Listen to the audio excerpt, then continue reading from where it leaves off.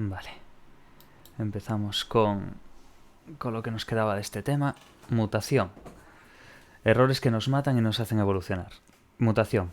Cambio permanente en el material genético no debido a la segregación independiente de los cromosomas o a la recombinación que ocurre durante el proceso de meiosis. Una mutación es cualquier alteración en la secuencia de nucleótidos del ADN.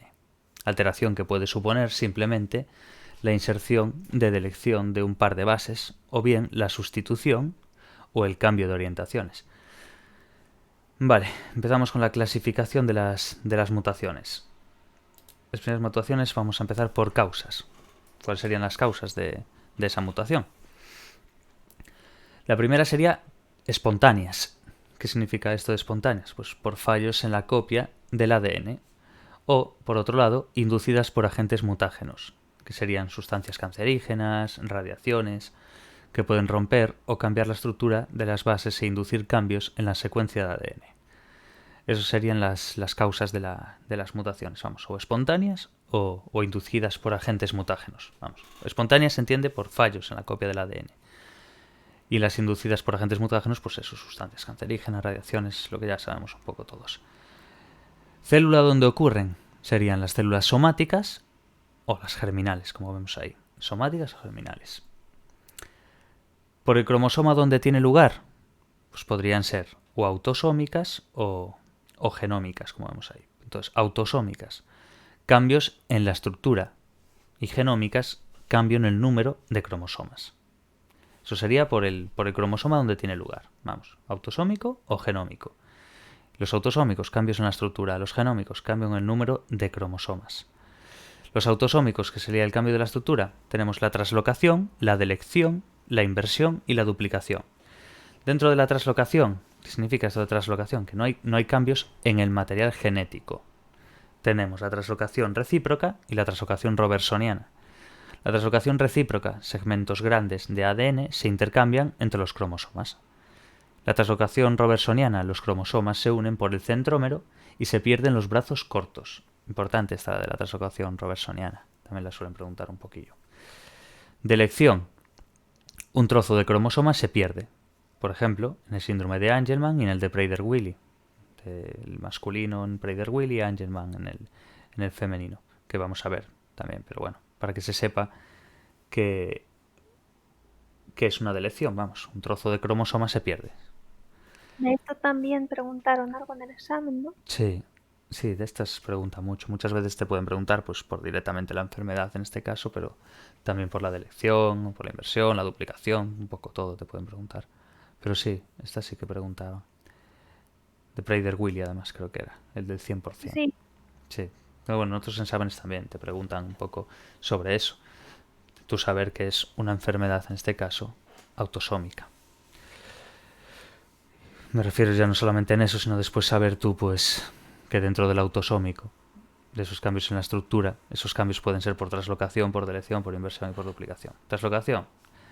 La translocación recíproca, que son segmentos grandes de ADN, se intercambian entre los cromosomas. Y translocación robertsoniana, que los cromosomas se unen por el centrómero, pero se pierden los brazos cortos. Delección, pues es un trozo de cromosoma se pierde. Por ejemplo, en el de Angelman o en el de Prader-Willi. Inversión es un trozo de cromosoma se inserta donde estaba, pero orientado en sentido contrario, invertido. De ahí la palabra inversión. Dentro de la inversión tenemos la pericéntrica y la paracéntrica, peri y para. Peri afecta al centrómero. Paracéntrica no afecta al centrómero. Vale. Y por último la duplicación. ¿Qué será duplicación? Pues un trozo de cromosoma se copia 2 veces. Se duplica. Pues estas serían las autosómicas, que serían los cambios en la estructura. Repasamos. Autosómicas, translocación, recíproca y robertsoniana. Delección, un trozo de cromosoma se pierde. Inversión, un trozo de cromosoma se inserta pero de donde estaba, pero en sentido contrario. Y lo hay pericéntrico, que es cuando afecta al centrómero, y paracéntrico cuando no afecta al centrómero. Y por último la duplicación, que es duplicado, pues que se copia 2 veces. Pues un trozo de cromosoma se copia 2 veces. Vale, eso sería por el cromosoma donde tiene lugar. Tendríamos eso, autosómico y genómico. ¿qué pasaría según el cambio molecular que produce en el ADN? Pues hay puntuales o de sustitución, también llamados, puntuales o de sustitución, como se les quiera decir, y de marco, el frameshift, vamos. Puntuales o de sustitución de un único nucleótido, lo que da lugar a polimorfismo de un solo nucleótido, como vemos ahí en el sistema nervioso periférico. Pero bueno, puntuales o de sustitución es eso, de un único nucleótido, lo que da lugar a eso, a un polimorfismo de un solo nucleótido. De marco, ¿qué significa de marco? Todo esto según el cambio molecular que se produce en el ADN, puntual o de sustitución y de marco, frameshift, porque al insertarse o suprimirse uno o varios pares de nucleótidos en la secuencia se altera el patrón de lectura de tripletes, marco. Pueden producir cambios en el fenotipo, a nivel bioquímico, fisiológico o conductual. Puede ocurrir también que un trozo completo de ADN se duplique, de forma que en un mismo cromosoma haya dos copias de un gen. Y por último, tendríamos las mutaciones más importantes, son las que se basan en sus efectos fenotípicos. ¿Qué significa esto? Vamos a verlo en 3 puntos. Las mutaciones pueden afectar al fenotipo. La podemos encontrar en la modificación de los tripletes o de secuencias de tripletes de los genes. Esto puede dar lugar a una pérdida de función, que sería la secuencia resultante no codifica nada, o porque la nueva proteína tenga poca o ninguna funcionalidad. Pueden ser recesivas o dominantes. Eso sería en una pérdida de función. Cuando afectan al fenotipo, estas mutaciones pueden afectar al fenotipo, esa modificación de los tripletes o de la secuencia de tripletes de los genes puede dar lugar a esto, a una pérdida de función directamente, que es cuando ya la secuencia resultante no codifica nada absolutamente, o porque la proteína tenga poca o ninguna funcionalidad. Y esto puede ser recesivo o dominante. O, dentro de esto también, con ganancia de función. ¿Qué es esto? Que si el producto del gen mutado es más activo en sus funciones, adquiere otras nuevas. Eso es, pues, obtener otras nuevas es eso, es una ganancia de función. Lo otro es una pérdida de función, esto es una ganancia de función. Y esas suelen ser dominantes. Entonces nos quedamos con eso, que la pérdida de función tanto puede ser recesiva como dominantes, pero la ganancia de función suelen ser dominantes. Vale, mutaciones letales. ¿Qué significa esto de mutaciones letales? Ya por el nombre ya lo intuimos. Cuando una mutación da lugar a la interrupción de un proceso biológico esencial para la vida. En realidad, basta con que la mutación provoque esterilidad, porque así, en sentido evolutivo, ya es letal. Aunque no esté matando al portador, ya es letal porque ya no puedes seguir tu estilo. Los genes ya no se van a transmitir a nadie más. Correcto. Y luego, pues las mutaciones neutras, que serían estas, las que no alteran la estructura de la proteína o los niveles de expresión del gen. Cuando el triplete alterado por una mutación puntual da lugar en la proteína al mismo aminoácido originado, se habla de sustitución silenciosa o sinónima. Esto sería un poco así el tema de mutaciones. Ahora, un tema que es una parte que es así importante también, lo de la herencia intermedia. Vamos a mirar un poco todo esto. Codominancia, todas estas cosillas. Los fenómenos de codominancia, dominancia intermedia, pleiotropismo y epistasia representan ejemplos en los que las leyes de Mendel no aparecen tan fácilmente a la luz. Ciertos enmascaramientos, bueno, vamos a ir viendo. Herencia o dominancia intermedia, como vemos aquí. El cruce de dos líneas puras produce una F1 con un fenotipo intermedio entre el de los dos progenitores, como vemos aquí en el cuadro del rojo y el blanco, rosa, y ahí vemos aquí ese punto intermedio. Pues vamos a ver con un ejemplo. El color de las flores del Don Diego de noche. Vamos a ir por pasos. Cruzando dos líneas puras con flores rojas y blancas, como vemos aquí, R1, R1 rojo, R2, R2 blanco. ¿Qué vemos? Pues entonces, cruzando dos líneas puras con flores rojas y blancas, se obtiene una F1 con flores rosas, que es lo que estamos viendo ahora aquí. La P que aparece aquí es la parental, por así decir. Y después va a dar una F1, que son las flores rosas que vemos aquí. Entonces, si dejamos que la F1 se autofecunde, como vemos en el dibujito, conseguimos una F2, abajo, más abajo que la última línea, vamos. Con una proporción fenotípica 1-2-1. Es un homocigoto, dos heterocigotos, que son estas rositas que vemos aquí, y otro homocigoto, que vemos esta roja aquí. Los mecanismos responsables de la coloración de la flor difieren de la de los guisantes. De hecho, Mendel tuvo la suerte esa de escoger en esa parte ese tipo de guisantes y demás porque no se le... Se habría vuelto loco él solo. Exacto. Sí, tuvo un poquillo de potrilla, me parece, también.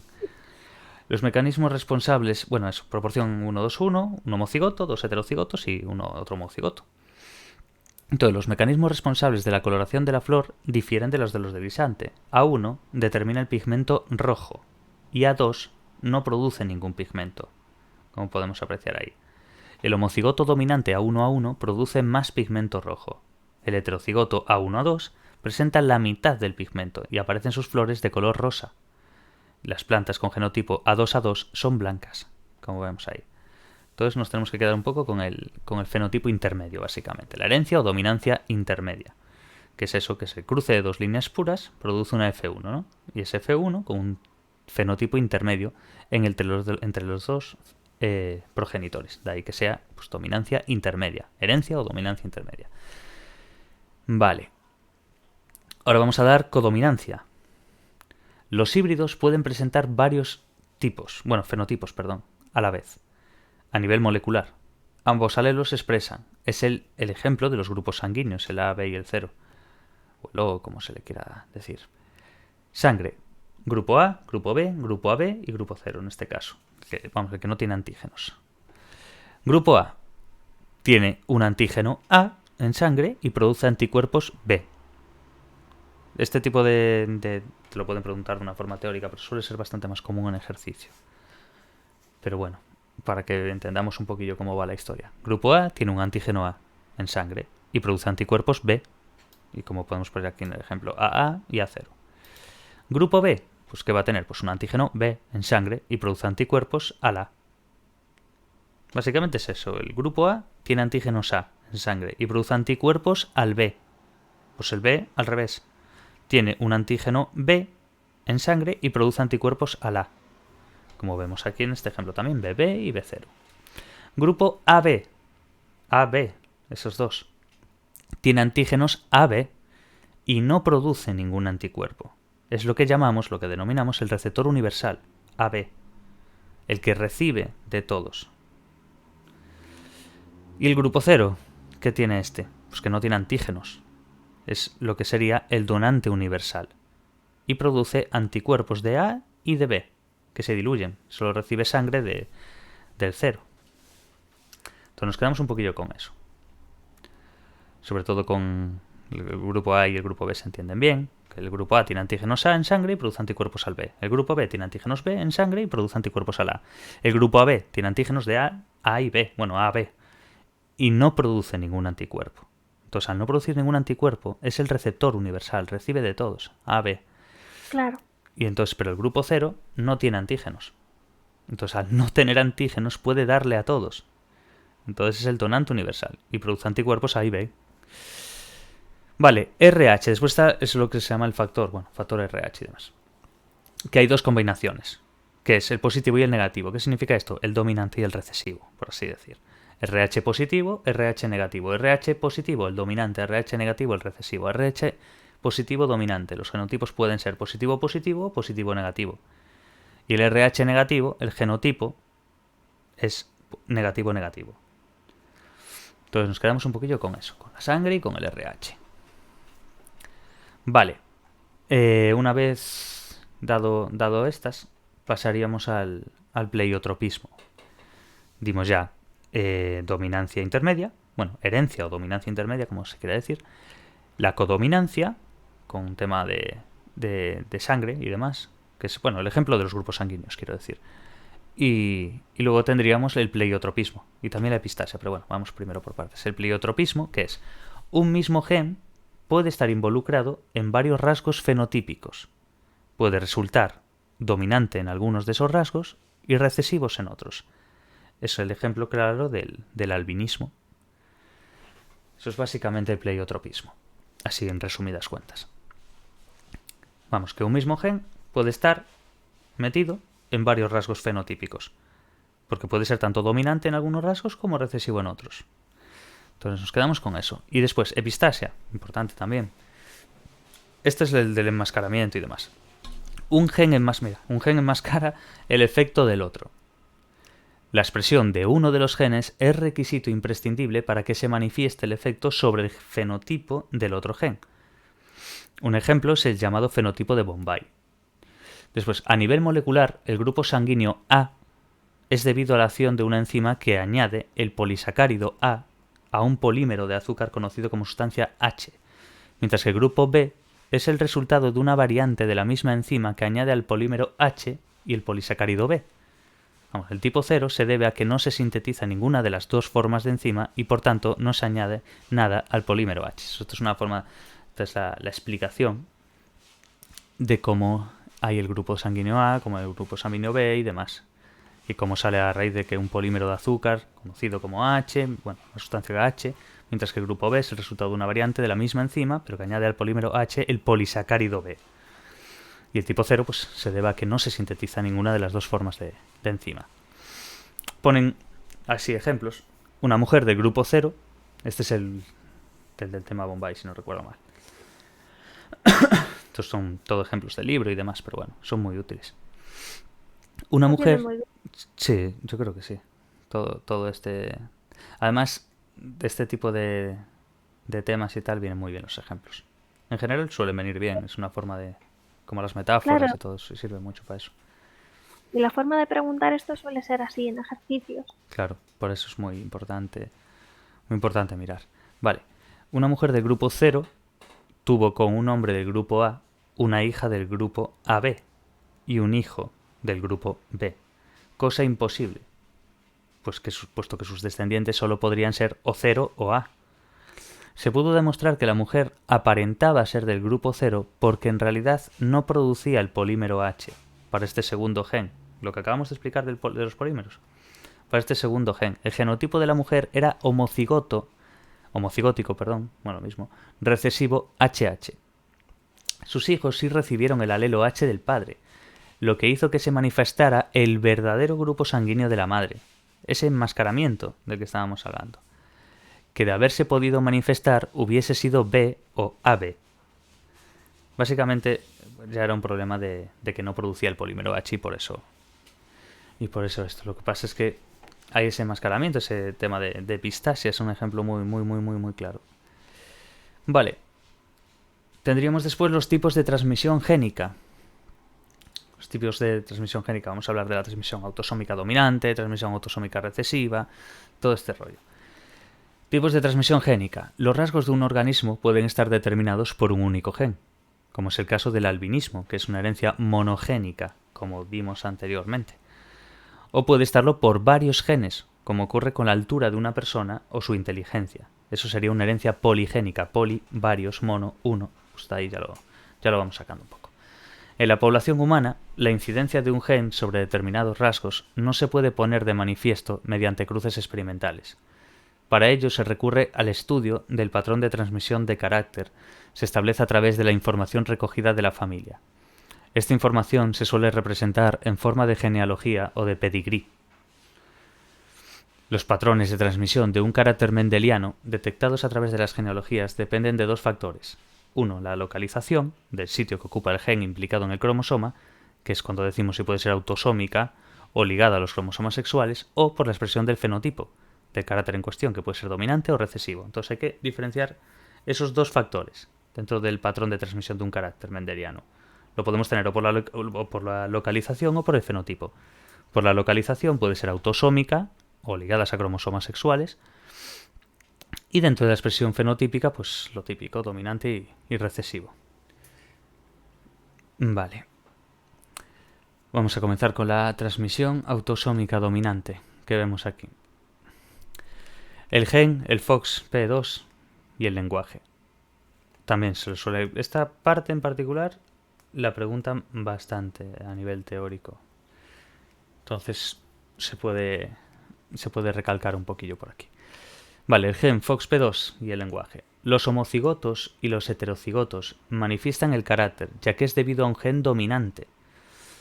Si es dominante, tanto el homocigoto como el heterocigoto lo va a tener, porque el homocigoto tiene la parte dominante, que es el AA, por así decir, y el heterocigótico tiene la A mayúscula y A minúscula. Entonces ambos dos comparten ese gen dominante, por lo cual tanto los homocigotos como los heterocigóticos van a manifestar dicho carácter. Entonces, ¿qué significa eso? Que manifiestan la enfermedad. ¿Qué pasaría si fuesen recesivos? A minúscula y A minúscula, que es el ejemplo. Esos estarían sanos. Por lo cual, esto, lo que estamos hablando, es una transmisión autosómica dominante, exclusivamente dominante. De ahí que los homocigotos y los heterocigotos manifiesten el carácter. Tal vez el ejemplo más importante de transmisión autosómica dominante sea el que se descubrió en la familia de... Esta era la familia Kennedy, no me acuerdo muy bien. Creo que sí. La que era la CAE. Bueno, la familia CAE. Tampoco es indispensable todo. El gen FOXP2 se trata de un gen muy conservado filogenéticamente, sometido a la selección estabilizadora. Término que veremos también más adelante. Pero más adelante. Temas ya de... por el tema 5 o tema 4, por ahí. El tipo de selección estabilizadora, disruptiva, todo ese rollo. Bueno, el gen FOXP2 se trata de un gen muy conservado filogenéticamente sometido a la selección estabilizadora. Ha sufrido una evolución muy rápida y ha sufrido una fuerte selección positiva en la especie humana. No existen casos de homocigosis para el alelo de la familia de CAE. Entonces nos tenemos que quedar con eso, transmisión autosómica dominante. Y saberse que el gen FOXP2 y el lenguaje. Aparece un poco más amplio en el libro y demás, que ya se puede leer un poco más sobre el tipo y demás. Pero bueno, lo especialmente relevante es eso, el saber diferenciar entre la transmisión autosómica dominante y la recesiva y demás, y saber que el gen FOXP2 y el lenguaje van sobre esto. Y cómo saber que esos homocigotos y heterocigotos van a manifestar el carácter. ¿Por qué? Porque es un gen dominante. Y tanto el homocigoto como el heterocigótico comparten eso. Manifiestan la enfermedad. Sin embargo, el recesivo, pues son sanos. La lotería de la genética, vamos. Lo que te toque. Sí. Transmisión autosómica dominante sería en ese caso. Después, transmisión autosómica recesiva. Solo los homocigotos manifiestan el carácter y por tanto cada uno de sus progenitores debe tener en su genotipo al menos un alelo para ese locus. Entendemos bien eso. Transmisión autosómica recesiva. Estos solo serían los homocigotos. Solo los homocigotos.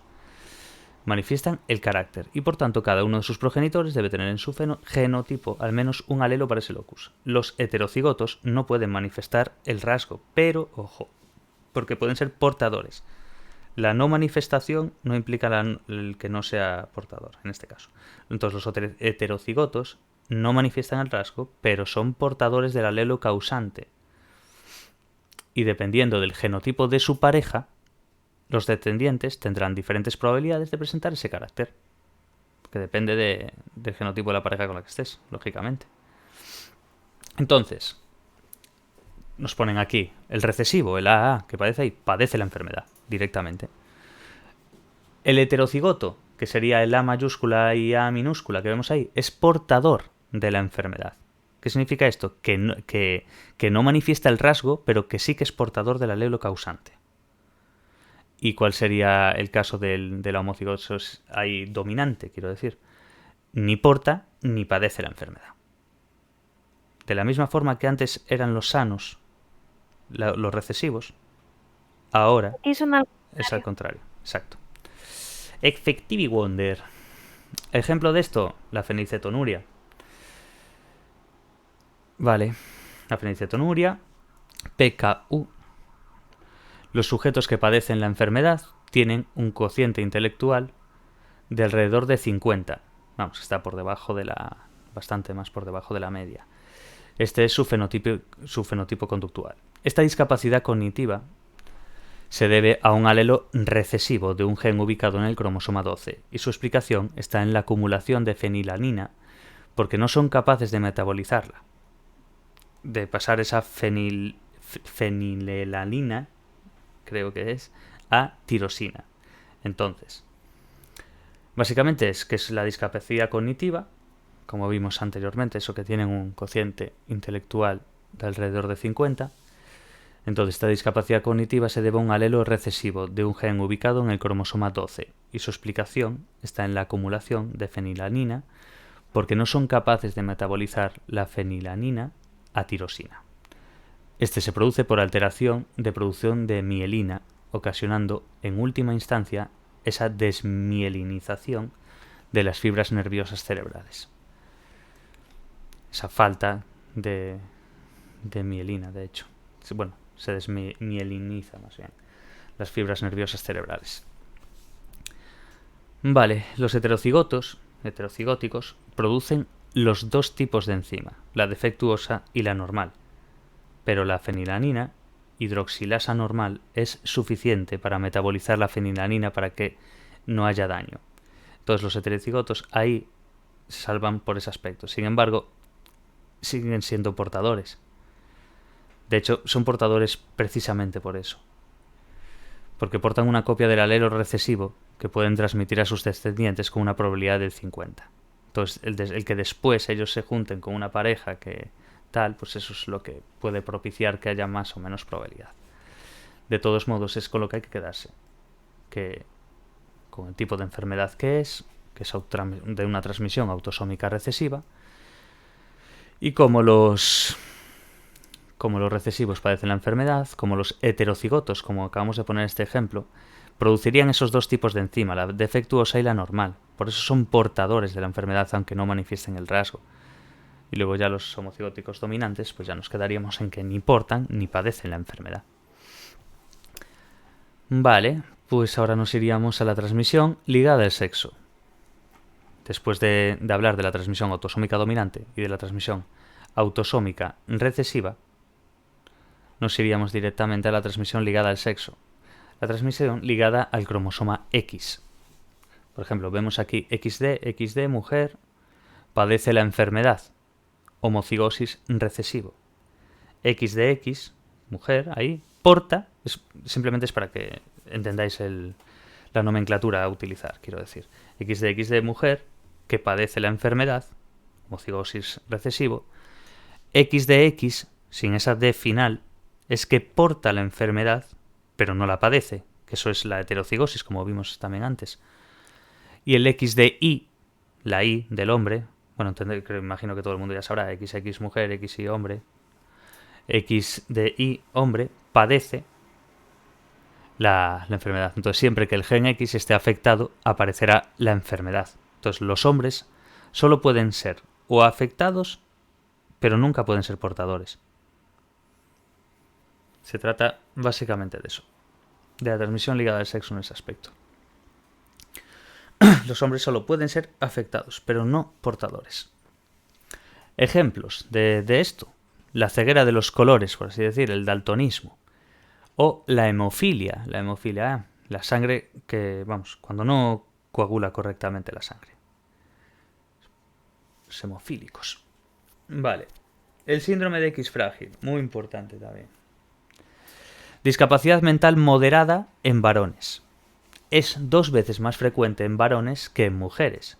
Sin embargo, una mujer portadora también presenta una cierta sintomatología, aunque menos severa.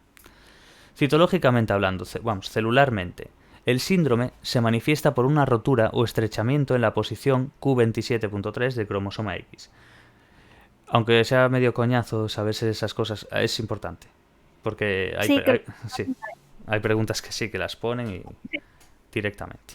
Entonces, si ya lo ves, pues a ver, por lo menos que sepas que hay un Q y un 27 como mínimo. Para cuando lo leamos, pues saber diferenciar. Mutación de un gen que se expresa en el tejido cerebral, que consiste en un aumento espectacular del número de repeticiones del triplete. CGG, más de 200. Una barbaridad, vamos. Entonces es eso. Síndrome X frágil, es la discapacidad mental moderada en varones. Es 2 veces más frecuente en varones que en mujeres. Sin embargo, una mujer portadora también presenta una cierta sintomatología, aunque menos severa. Y nos quedamos con eso, con que se manifiesta a raíz de una rotura o estrechamiento en la posición Q27.3 del cromosoma X. Es una mutación de un gen que se expresa en el tejido cerebral, que consiste en un aumento espectacular del número de repeticiones del triplete CGG. Análisis genético de la conducta humana. Esta parte también está bastante bien. Vamos a ver. Sabía que iba a estornudar. Debía llevar como un minuto aguantándomelo. Yo iba haciendo así con los ojos, como que no estornudes, Sergio, que estás grabando. No estornudes. Y mira. El tema te está empezando a dar alergia. Sí, yo creo que me ha dado alergia el síndrome este, tío. Debe ser algún tipo de padecimiento, no sé. Sí. Venga, Lo vamos allá. obsesivo. Sí, claramente. Análisis genético de la conducta humana. El gen SRI y el fenotipo masculino. Quedamos con eso. Hay un gen cuya relación directa con el fenotipo está bastante demostrada. El gen SRI, región determinante del sexo del cromosoma Y, SI, ya intuimos un poco del hombre y demás, fenotipo masculino, desempeñan el papel esencial en la diferenciación de los testículos y, por tanto, en la capacidad de producir testosterona en una fase temprana, lo que determina toda la diferenciación sexual masculina. Se trata de un gen regulador porque codifica un factor de transcripción. La proteína codificada, el factor determinante testicular, que es el FDT, eso se da en la segunda parte de hecho en el tema 13 o por ahí creo que es el de neuroendocrinología, bueno, de las hormonas, vamos. Y se habla mucho de esto, del factor determinante testicular. Inicia la expresión de muchos genes, entre ellos destaca el gen SOX9. Hay que quedarse con ese, mucho, porque también lo pregunta mucho. El gen SRI para el fenotipo masculino y saber que es la proteína codificada determinada de testicular, la FDT, con lo que hay que quedarse. El gen SRI se halla presente en todos los varones XY. Justamente los sujetos XY, a los que por delección, ¿os acordáis lo que vimos antes de los tipos de tal, robertsoniana, todas estas cosas? Pues es a lo que se refiere. A que por delección les falta el locus de este gen SRI. Son fenotípicamente mujeres, aunque tengan genotipo masculino. Es lo que... Entonces quedémonos bien con eso, que el gen SRI se halla presente en todos los varones XY. Justamente los sujetos XY, a los que por delección les falta el locus de este gen SRI, son, curiosamente, fenotípicamente mujeres. Entonces, aunque tengan genotipo masculino, fenotípicamente, visualmente por así decirlo, son mujeres. Fenotípicamente. Lo mismo ocurre cuando dicho gen ha sufrido una mutación que lo hace incapaz de funcionar. O por último también cuando se encuentra por translocación en sujetos cuyo cariotipo es 46XX. El fenotipo es siempre masculino, aunque genotípicamente sea femenino. Entonces, el SOX9 también codifica un factor de transcripción que regula, a su vez, la expresión de otros genes. En casos de sujetos XX y en ausencia del gen SRI, donde por duplicación, veis ahí ahora, otra, se están dando todos, delección, duplicación, translocación, donde por duplicación existe una copia extra de este gen SOX9, el fenotipo es masculino. Vale. Genética y epigenética de la conducta, la testosterona y la diferenciación sexual. Que los genes SRI y SOX9 son necesarios, pero no suficientes, lo demuestra el síndrome de feminización testicular. Los sujetos presentan tanto genotipo XY, como testículos. Sin embargo, nacen con un fenotipo aparentemente femenino. ¿Te acuerdas del capítulo de House? Me acaba de venir a la cabeza. Creo que cuando la chica rubia, que es modelo, Sí. fenotípicamente es aparentemente femenina, pero ella tiene el síndrome de feminización testicular. Entonces, los sujetos que presentan tanto genotipo XY como testículos, sin embargo, nacen como un fenotipo aparentemente femenino. Incluso en el de ella, era que se habían... porque no los tenía ni fenotípicamente los testículos, no se le podían ver, por así decir. Pero después Sí. es una movida muy rara. Además la tienen como muy guapa, muy tal, entonces es como un shock ahí. Claro, porque además, sí, aparte porque tenían esa apariencia andrógena y demás, ¿sabes? Eso es muy curioso, tío, este tema. Bueno, la insensibilidad a los andrógenos es la causa de este síndrome, mira. Se debe a una mutación del gen que codifica el receptor de andrógenos, lo que impide que la testosterona llegue al núcleo de las células y ejerza sus funciones regulatorias. Este gen se encuentra en el cromosoma X. Pues es eso, la insensibilidad a los andrógenos. Es la causa de este síndrome. Joder. Hay otra mutación que es el síndrome de hiperplasia adrenal congénita, que se trata de un rasgo autosómico recesivo, consistente en el exceso de producción de testosterona. además de una reducción en la síntesis del cortisol, claro, ha ligado. Hiperplasia adrenal, bueno, hiper, ahí ya lo saquéis, porque es un exceso de y demás de adrenal congénita. Las mujeres portadoras de la mutación nacen con genitales externos masculinos y genitales internos femeninos. Presentan una cierta masculinización comportamental y orientación sexual masculina. Intuyo que a raíz de ese exceso de producción de testosterona. Mira tú qué cosas, ¿eh? Vale. Genética del ritmo circadiano. Aquí ya entramos en sueño y vigilia y todas estas historias. Con el tema de narcolepsia y tal. Este está muy bien también. El ritmo circadiano es aquel que regula nuestro sueño y vigilia a través de un inductor del sueño llamado melatonina, que es básicamente la que regula el sueño. Además, por eso la gente que tiene problemas y demás a la hora de dormir suele ir ligado en eso. Es melatonina. Claro, sí, de hecho las mujeres cuando empiezan con la menopausia y todo eso tienen ese problema. Vale, en los mamíferos el mecanismo de este reloj circadiano endógeno se halla en el núcleo supraquiasmático. En adelante, NSQ le llamaremos. Importante porque lo vamos a ver después en los temas de la segunda parte también. Del hipotálamo y funciona gracias a la acción determinada de varios genes. Existen variantes alélicas de algunos de estos genes que permiten explicar diferencias fenotípicas en el ciclo de actividad e inactividad. 1. En el hámster, el ciclo actividad-inactividad era más corto de las 24 horas habituales. Esta variante genética, tau, los homocigotos, para el gen tau, presentaban un ciclo de 20 horas, mientras que los heterocigotos eran de 22. El síndrome de fase adelantada del sueño, el ASPS, presenta una mutación en el gen CK1, que a su vez afecta la actividad del gen PER2.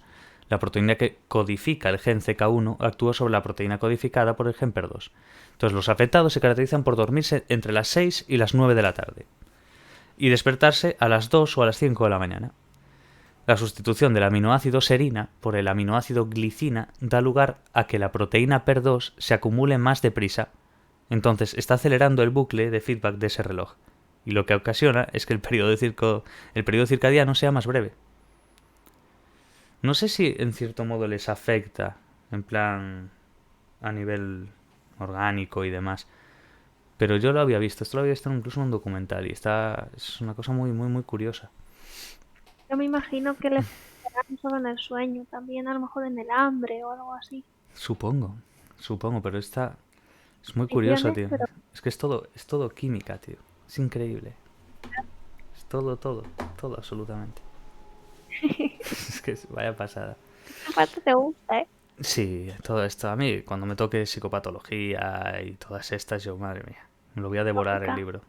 Fisiológica te va a encantar. Sí, fisiológica seguro que también. Fisiológica intuyo que tiene que ver con esto también un poco. O sea, sabrá partes. Un tema solo del sueño. Sí, porque creo que según lo había mirado, son como 7 temas o por ahí, me refiero, no son una barbaridad de temas. No, pero están bien. Sí, pero son potentes, ¿no? Sí. Bueno, mejor. Síndrome de fase demorada del sueño, el DSPS. Simplemente se cambia la primera A. La otra es fase adelantada, la ASPS, y esta es DSPS. De la demora del sueño, además. Vale. Afecta al 1% de la población y se caracteriza por la imposibilidad de dormirse o despertarse a voluntad. Tienen que esperar a las 3 para dormirse y se despiertan entre las 10 y las 3. Joder. Se ha asociado una variante del gen PER3. Claro, antes era el PER2, el otro ahora es el PER3. Vale, insomnio familiar fatal. Se trata de una enfermedad autosómica dominante, caracterizada además del insomnio intratable. Claro, es que ya la palabra fatal ya no suena bien. Ya no da mucha esperanza. En plan, te dicen, tienes familiar fatal y dices, uy. Claro, aún si te dicen, ¿tienes insomnio familiar? Bueno, a ver, si queda en familia, pues ya está. Pero fatal, doloroso, ¿eh? Bueno, pues se caracteriza eso, autosómica dominante, caracterizada además del insomnio intratable, esa palabra tampoco es una guay. Y en mayúsculas también, Sí, todo en mayúsculas es peor. Por trastornos motores, un deterioro cognitivo consistente en pérdida de la capacidad de la atención. Joder, ahora ya me siento mal, tío, haciendo broma de eso. Déficits de la... Joder. Déficits en la MCP, memoria a corto plazo, puede ser. Sí, Me lo acabo de jugar ahí, ¿eh? pues acertaste. Pues no sé. Bueno, Oh, ahí está. creo No yo sé, creo que yo no lo sé, sinceramente, te lo juro. Que termina en demencia y en muerte. Bueno, pues no va bien. El alelo que causa este síndrome, hostia, Crazy Jacob, esos son las vacas locas. eso es. Dios mío, chaval, es que eso es, pues todo eso de House, no sé. El alelo, Bueno, te lo juro, yo ese, si no fuera por House no sabría, aparte porque no lo pone. El alelo que causa este síndrome es una variante del mismo gen que produce el síndrome de Crazy Jacob, que es el PRNP, gen de la proteína priónica, y se halla en el cromosoma 20. Y yo me recuerdo de eso, de un capítulo que decía eso, las vacas locas. sí. Le decía, creo que era Cameron o algo así. Síndrome de Kreisel-Jakob. Y dice House, las vacas locas, las vacas locas. Qué friki soy, Dios mío. La narcolepsia. Estos son los que se quedan dormidos incluso conduciendo. En plan que esto es un peligro de la Sí, hostia. pero no siempre. No siempre, ¿no? Vale, vale, yo Creo no... que hay como varios tipos. Habrá distintos grados, imagino, claro. Vale, pues vamos a mirar. Yo esto sí me acuerdo de cuando lo estudiamos y tal, pero no sé casi nada de esto. Simplemente lo que ponen en el libro, y en el libro tampoco se te ponga mucha historia. Simplemente que vale, sí, es un trastorno neurológico relacionado con el sueño, hasta ahí llegamos. Consiste en una incapacidad para regular el patrón circadiano de sueño-vigilia. Sufren somnolencia diurna excesiva. Parálisis de sueño, buah, eso es acojonante, tío. Eso le pasaba a un amigo mío, la parálisis del sueño. Eso tiene que ser, Sí, o sí, sea, sí, porque se te... parálisis se da normalmente creo, él- junto con las alucinaciones. Sí, sí, sí. Es que él me decía que se le quedaban los... Como que no podía mover los músculos ni nada. Él se quedaba así mirando para arriba y no podía. Y claro, si te pillan las dos cosas, que Uf, estás tío. paralizado y tienes una alucinación de vaya usted a saber Madre qué, de Dios, tío, qué alguien vaca. Me da algo ahí, contigo, ¿eh? lo que sea, y no puedes moverte, eso es Uf, qué mal rollo. terrorífico, o sea, Porque terrorífico. aparte, tú cuando tienes una pesadilla, una alucinación... Bueno, no una alucinación, yo nunca he tenido una alucinación, pero una pesadilla o No, pero algo... Claro, tú... alucinaciones. Tú te despiertas y sí, te despiertas sobresaltado y tal, pero Claro. se te pasa. Pero imagínate, o sea, lo estás viendo como si fuese real y no puedes moverte. Sí, no sé si... No, el rollo Eso es tiene que ese. ser horrible. Aparte tú es eso, tú cuando eres consciente del sueño, cuando entras desde un punto de vista objetivo, tú te ves a ti como que está pasando eso, te despiertas, porque es como que descubres la trampa, por así decir. Pero, Claro, pero esto, uff, qué va, tío, mi madre. claro, Parálisis, pero no es lo mismo. O sea, tú te despiertas de una pesadilla y sabes que era un sueño, sabes que es claro, mentira. y te sueles Pero despertar a raíz del no es conocimiento. tan fácil pensar, "Oye, pues Mm, he visto algo que obviamente es un poco extraño, mm, pero claro, el susto te lo has llevado igual. ya. Bueno, pues eso, sufren somnolencia diurna excesiva, parálisis de sueño y alucinaciones hipnagógicas. Pero su síntoma más característico es la cataplegia o cataplexia, que es la pérdida súbita de tono muscular durante la vigilia. Aparece con mayor frecuencia en situaciones estresantes o intensamente emotivas. Entran directamente, entren, entren, entran directamente, Entren obligados, entren ahora. directamente en la fase REM del sueño. Vale. Uno de los avances más importantes es que el 0,03 y el 0,1% de la población general provenga de la genética. La causa de esta es un alelo recesivo. Se debe a la mutación del gen que codifica el receptor de hipocretina, que es un neurotransmisor que se encuentra en el hipotálamo. Sí, que también daremos más adelante. Vale, pues sí, esto básicamente era lo que viene un poco en el libro, porque yo lo leí todo del libro y ahora lo estoy mirando por estos apuntes. Y sí, es un poco eso. Pasa que es eso, yo no sé, claro, debe estar graduado, tío. Esto tiene que llevar unos grados porque es cierto que hay gente que está como en un grado muy extremo, que ya no les dejan, ¿sabes? Básicamente usar nada porque, claro, tú imagínate que es que caen en seco. No puedes conducir porque Claro, sí, sí, me acuerdo de hecho de un capítulo de estos de Nadie sabe nada, el de Andreu Buenafuente y el de Berto y todo eso, que había un paisano allí en la de público que se quedó dormido. Y lo vacilaron, ¿sabes? Le dijo Berto, mira que se duermen, vaya mierda de chiste que has contado, Andreu. Y cogen un amigo y le dicen, no, es que es narcoléptico. Y se quedó el otro, ¿sabes? Que, así, Claro, clavado. Dijo, oye, claro, y fue Berto para allí y le dijo, perdona, que no sabíamos esto, tal. Pero el tío se lo tomó como humor. Dijo, no, sí, es normal en mí. ¿Sabes? claro. Claro, pero tú imagínate, tío, es que no es una cuestión, creo que ni gradual, ¿sabes? De que tú estás así y te vas, no, caes en seco. Yo Sí, porque caí así, ¿sabes? Yo, yo hostia. por lo que he visto es de golpe. Vale. Genética del hambre y obesidad. Esto lo estabas dando, tú diste alguna de estas en terapias, en todo eso, ¿no? He estudiado muchas cosas ya en la vida. O sea, Pero sí, en terapia y del sueño también tengo alguna cosa. vale. Genética del hambre y obesidad. Hay muchos genes cuya mutación ocasiona obesidad, autosómica recesiva. Gen responsable de la producción de la leptina, importante, la hormona peptídica, que regula la ingesta actuando sobre receptores hipotalámicos. Potencia la señal de saciedad. De hecho, por eso, cuando está mal esa producción de leptina, o en exceso o en defecto, lo que sea, pues pasa esto, que potencia la señal de saciedad. La mutación consiste en una deleción, una delación pone, pero es deleción, una pérdida, de guanina en la posición 133. Gen que codifica el receptor neuronal de leptina.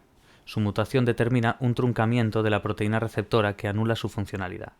Gen que codifica el receptor de la melancortina, por ahí, pero bueno, MCR4, mutaciones que deterioran su funcionalidad acompañadas de hiperfagia y obesidad. Vale, eso sería la genética del hambre y obesidad. ¿Qué tendríamos también en genética genética, neurotransmisores y conducta humana? El exceso o carencia de cada uno de los neurotransmisores suele relacionarse con alteraciones muy notables en la conducta humana. Sobre su actividad actúan los psicofármacos o las sustancias psicoactivas.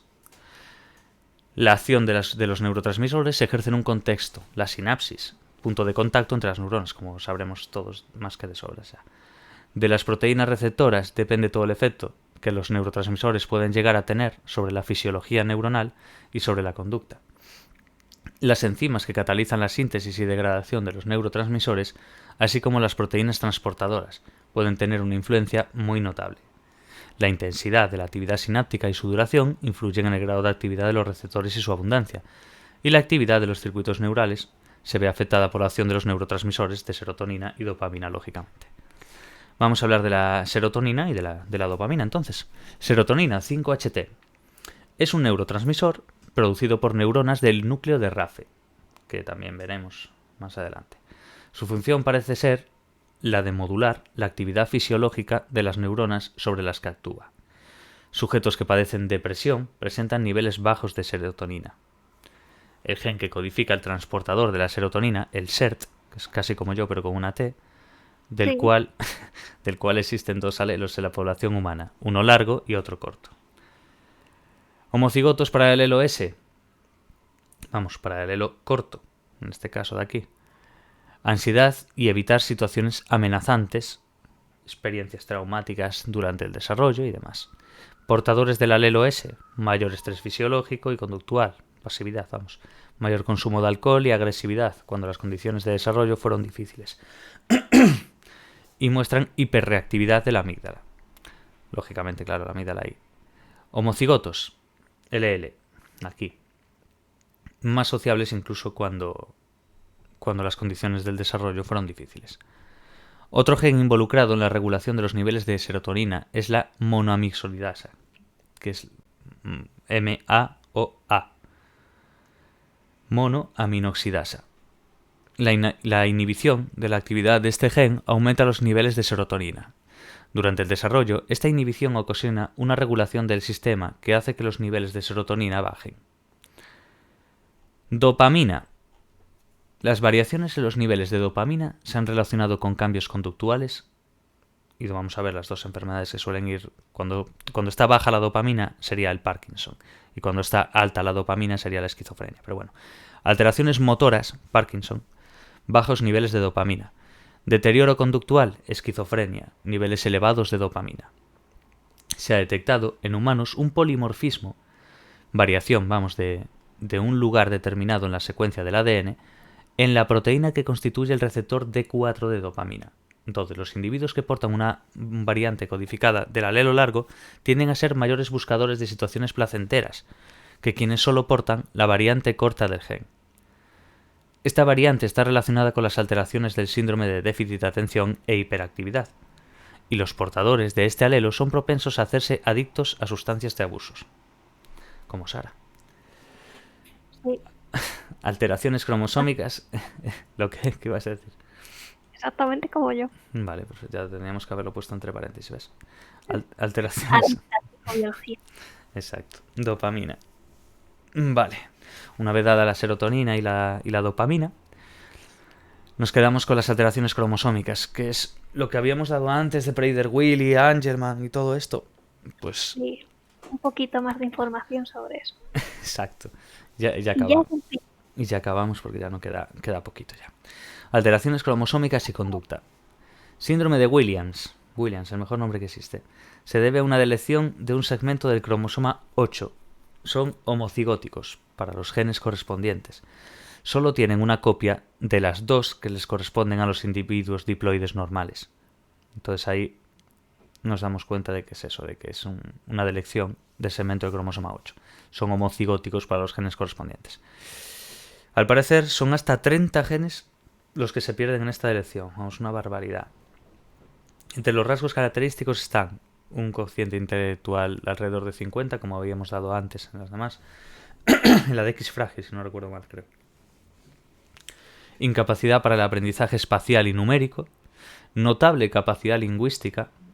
Esto lo había visto en un vídeo de YouTube de una persona que tenía síndrome de Williams tal, y tenía una capacidad lingüística impresionante.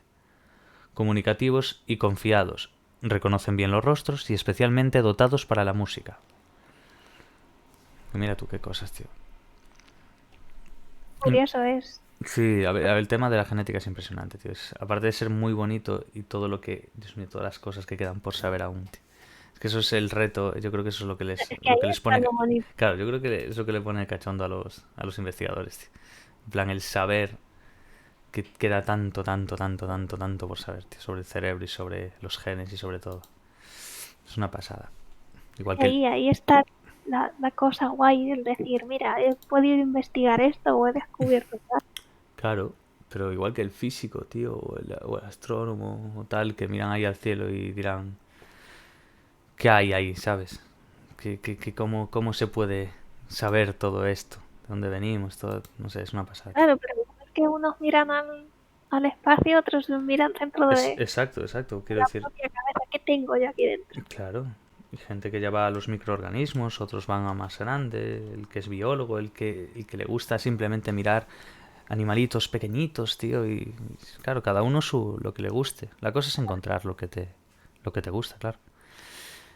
Bueno, pues eso, síndrome de Williams, lo que hemos dado. Entonces ahora, impresión genómica y epigenética de la conducta, que si no nos ponemos a hablar y podemos estar aquí hasta las 10 de la noche. Sí. No mal. Impresión genómica y epigenética de la conducta. La manifestación fenotípica de un alelo depende de que sea dominante o recesivo. El efecto de la expresión es más o menos estable, predecible según el genotipo, homocigótico o heterocigoto. O heterocigótico, perdón. Es lo mismo, creo, pero siempre lo digo. ¿Eh? Sí. Yo creo que sí. Lo normal es... agua. Sí, me voy a quedar aquí ya. Lo normal es que ambos alelos, si son funcionales, se expresen igual. A esto lo llamamos expresión bialélica. Impresión o grabación genómica. La forma de expresarse de algunos genes no se ajusta a lo establecido. Difiere en función de si el alelo procede del padre o de la madre. Dos síndromes por mutación de delección, que sería lo que dimos justo antes, la impresión o grabación genómica. Que es eso, la forma de expresarse de algunos genes, que entonces no se ajustan a lo establecido y difieren de la función. Tanto si puede ser del padre como de la madre. Y este es el ejemplo que habíamos dado antes de Prader-Willi y Angelman. El síndrome de Prader-Willi es eso, es la delección del gameto masculino, consistente en obesidad, apetito desmedido y discapacidad mental. Y se ha heredado de la madre, las dos copias de cromosoma 15, que es una disomía uniparental, de un solo pariente en este caso. Entonces es eso, síndrome de Prader-Willi, delección de gameto masculino. Obesidad, apetito desmedido, discapacidad mental. Síndrome de Angelman, pues será una delección, pero del gameto femenino, del óvulo, o gameto femenino también llamado. Discapacidad mental grave, risa convulsiva y movimientos involuntarios. Solo están presentes los genes paternos correspondientes, puesto que los de la madre se perdieron en la delección. De la misma forma que en el de Prader-Willi, la delección era del gameto masculino, aquí la delección es del gameto femenino. Que solamente estarían los genes del padre, porque los de la madre se perdieron. Ambos cromosomas proceden del padre. Entonces, ambos síndromes aparecen cuando se da una delección en el brazo largo Q del cromosoma 15. Importante, porque lo preguntaron, de hecho, en este de Avex.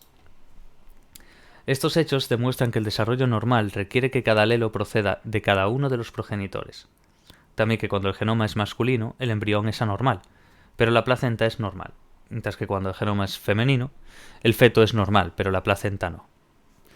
En determinados embarazos, un espermatozoide fecunda un óvulo que carece de núcleo. Entonces se desarrolla lo que se llama mola, que es una masa placentaria sin presencia de feto. Vale, nos vamos a mirar ahora el síndrome de Down, también, que se debe a la presencia de un cromosoma 21 extra. Es por tanto una trisomía autosómica, importante ese concepto. Cromosoma 21 y trisomía autosómica.